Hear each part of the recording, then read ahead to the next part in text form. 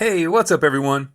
Chris here from Brick Players Union, and as important as buildings and vehicles are to a LEGO city, it's the small details that will really help give a city that extra level of realism and really help take the look of your LEGO city to the next level.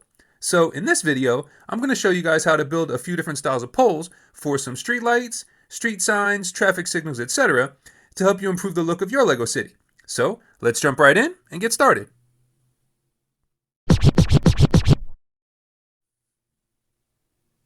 Now, the majority of parts used to build these poles are LEGO Technic pieces, and I chose light bluish gray, or as LEGO calls it, medium stone gray, to simulate the look of metal, and also because they're a little easier to see against the dark gray of the LEGO City road plates.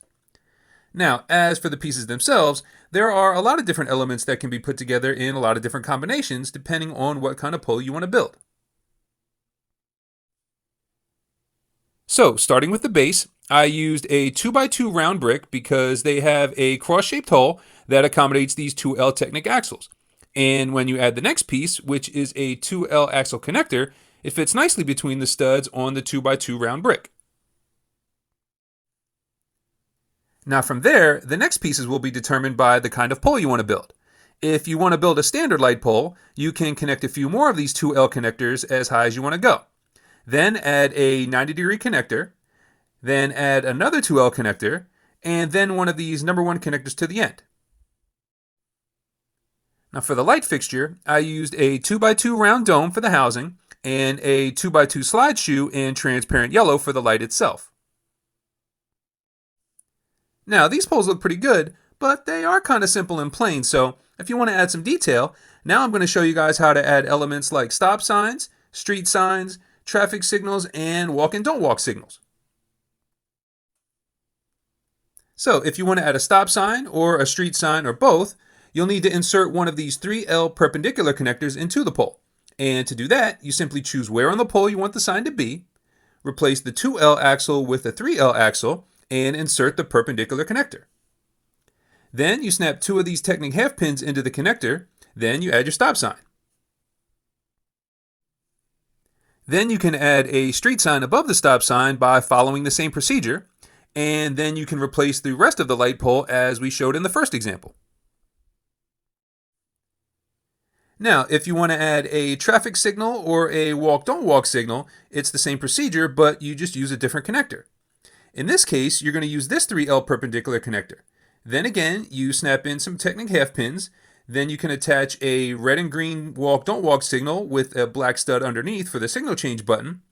Then above, you can repeat the same procedure and add a red, yellow, green traffic signal. Then, just like before, to finish off the pole, you just replace the top of the light pole and the light fixture. Alright, now that I've shown you a few different options for mounting signs and signals to the vertical part of the pole, I'm going to show you a few options for mounting some signs and signals to the horizontal part of the pole as well. Now I've already shown you guys how to add street lights to the horizontal part of the pole, but you can also add street signs and traffic signals to the crossbar as well. Now to do that, you just replace the end cap with one of these 180-degree inline connectors for the street light, then add 2 more of them facing this way for a street sign, then add the end cap for the traffic signal. Okay, now I've already showed you a bunch of different configurations for some single light poles, but now I'm going to show you some options for a double pole setup with a crossbar that you can span across the street and connect 2 of these vertical poles together. Now this style is built pretty much the same as the single pole style, but the main thing you have to consider is where you want to mount your 2 poles and then figure out the proper length needed for your crossbar. So I've placed the bases of the 2 vertical poles one studded from the edge of the road on each side to allow space for a curb, which means that the total space from one pole to the other is 25 studs, which equals 7 of these 3L connectors plus 2 studs for each 90-degree connector on each end. Now this is the perfect configuration for a street light on each side, a street sign on each side, and a traffic signal hanging down in the middle. And as you can see, I've mounted the street signs one facing in each direction above the lane of travel. Okay, so I've shown you guys a bunch of different configurations for these poles, but they are by no means the only possibilities. So if you guys have any different ideas or suggestions, let me know down in the comments, or better yet, make a video of your ideas and send me the link. I'd love to see what you guys come up with, and if I get enough suggestions, maybe I'll show them in another follow-up video. And if I do, I'll be sure to give you guys a shout out to give you credit for your work. So that's going to do it for this one. I really hope you enjoyed the video, and if you did, you can let me know by giving me a thumbs up. If you have not yet subscribed to the channel, please do. That is always greatly appreciated. And if you have a minute before you go, please leave me a comment down below and let me know what you think. I'd also like to give a shout out to Maz Kid Y, Brody Mordecai, Rocky Kid, and Crazy C's Gaming.